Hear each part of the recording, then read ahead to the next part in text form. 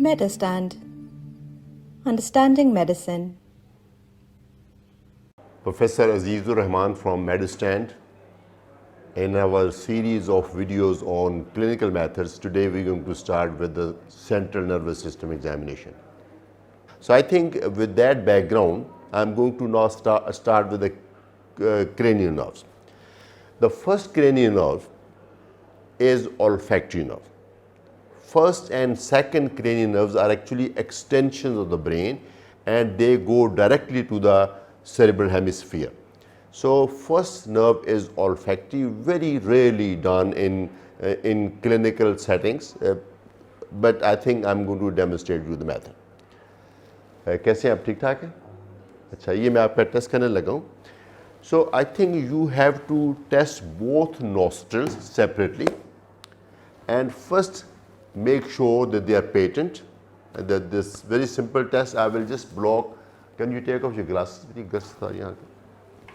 So I'll just block one nostril and ask him to breathe from the other, and then do the same for the other side, and just make sure that nostrils are patent. Obviously, if somebody's nostrils are blocked, he or she is unlikely to smell anything.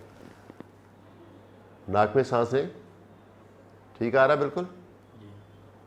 आप फिर दोबारा नाक में सांस लें, बिल्कुल ठीक आ रहा है. So I might also like to have a look inside the nostril.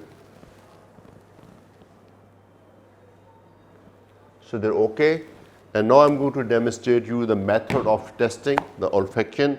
You need to have two cotton wools with different smells, and the smell should be something which patient is familiar, and it should not be irritant, and it should not touch patient's body. So this is how I'm going to do this.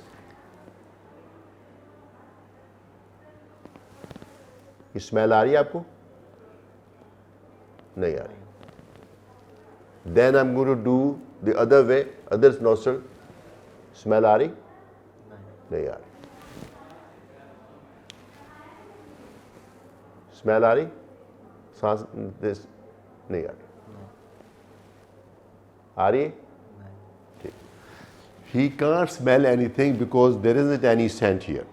So I think ideally you should apply something, some common smell, and patient should be able to. And you should not touch patient's skin, because then that will stay there, and even if patient's other nostril is not sensing, patient will still be able to tell which smell is this. So this is the olfactory sense.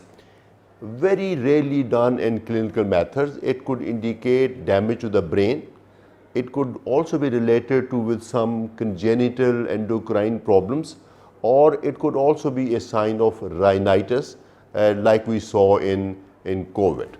So that was all about olfactory nerve.